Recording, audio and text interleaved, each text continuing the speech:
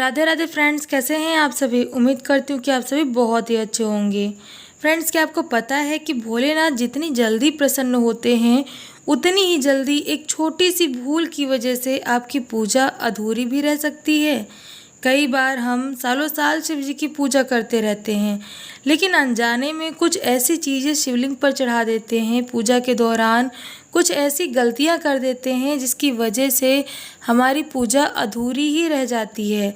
आज के हमारे इस वीडियो में हम कुछ ऐसी ही बातों के बारे में जानेंगे, कुछ ऐसी ही गलतियों के बारे में जानेंगे जिन्हें शिव पूजा के दौरान बिल्कुल भी नहीं करना चाहिए। अगर आप भी इनके बारे में जानना चाहते हैं तो वीडियो को एंड तक देखिएगा, बिल्कुल भी स्किप मत करिएगा। तो चलिए स्टार्ट करते हैं। और सबसे पहले हम बात करते हैं सबसे आम गलती की, जो कि है तुलसी के पत्ते चढ़ाना। हम अमूमन हर देवी देवता को तुलसी अर्पित करते हैं, लेकिन क्या आपको पता है कि शिव जी की पूजा में तुलसी का एक भी पत्ता चढ़ाना वर्जित माना जाता है। इसके पीछे ये पौराणिक कथा है कि जालंधर नाम के असुर की, जिसकी पत्नी वृंदा के अंश से तुलसी का जन्म हुआ था, शिव जी ने जालंधर का वध किया था। इसीलिए तुलसी ने शिव पूजा से खुद को दूर रखा। तो इसलिए नेक्स्ट टाइम जब पूजा करने के लिए जाइएगा तो इस बात का ख्याल जरूर रखिएगा कि शिव पूजा में तुलसी का प्रयोग नहीं होता है।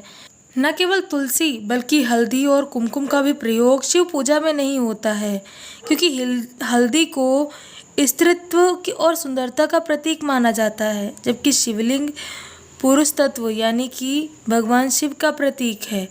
शिवजी बैरागी हैं, भस्म रमाने वाले हैं, इसीलिए शिवलिंग पर भूल कर भी हल्दी या सिंदूर नहीं लगाया जाता है। अगर आप भी ये गलती करते आ रहे थे तो इसे आज ही सुधारिए, और अगली बार जब भी शिव पूजा के लिए जाएं तो केवल चंदन या भस्म का ही प्रयोग करें। शिव पूजा के दौरान हल्दी और कुमकुम का प्रयोग बिल्कुल भी मत करिएगा। तो चलिए बात करते हैं तीसरी बड़ी गलती की, जिसे बहुत से लोग नियम समझकर कर बैठते हैं, और वो है शंख से शिव जी को जल देना। आपने देखा होगा कि हर भगवान की आरती या पूजा में शंख बजाया जाता है और शंख से जल दिया जाता है, लेकिन शिव पुराण के अनुसार अगर देखा जाए तो शंखचूर्ण नाम का एक अत्याचारी राक्षस था, जिसका वध भगवान शिव ने अपने त्रिशूल से किया था। क्योंकि शंख उसी राक्षस की हड्डियों का प्रतीक माना जाता है, इसीलिए भगवान शिव की पूजा में शंख का इस्तेमाल, शंख का प्रयोग वर्जित माना जाता है। न तो शंख से जल यहाँ पर चढ़ाया जाता है और न ही शिव पूजा के दौरान शंख बजाया जाता है।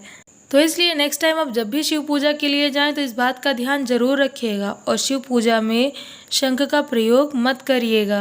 अब आते हैं हमारी चौथी गलती पर, जिसका जिक्र मैंने शुरुआत में ही किया था, और वो है खंडित सामग्री चढ़ाना। ये जाने अनजाने हर दूसरा व्यक्ति करता है। जब भोलेनाथ की पूजा के लिए हम सामग्री एकत्रित करते हैं तो उसमें अक्षत वगैरह रखते हैं। भोलेनाथ को बेलपत्र और अक्षत बहुत ही प्रिय हैं, लेकिन ये यहाँ पर इस बात पर ध्यान देने वाली है कि अक्षत का मतलब होता है जो टूटा हुआ ना हो।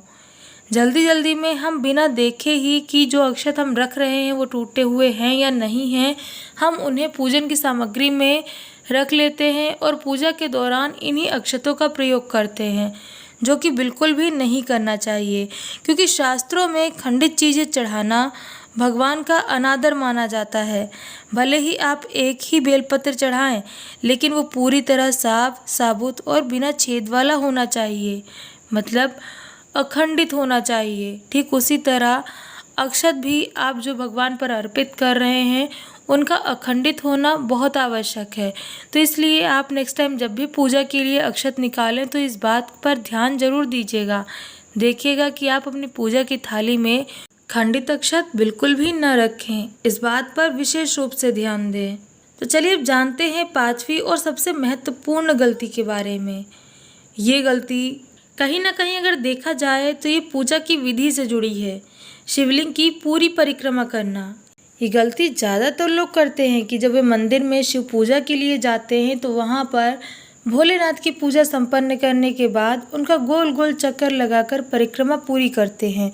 लेकिन क्या आपको ये पता है कि भोलेनाथ की कभी भी पूर्ण परिक्रमा नहीं लगाई जाती है।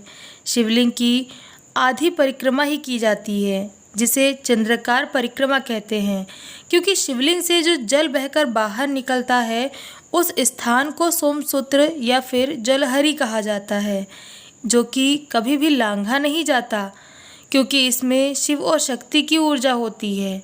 इसलिए जहाँ जल बहे आपको वहीं से वापस आ जाना चाहिए, उसे लांघ कर दूसरी ओर नहीं जाना चाहिए।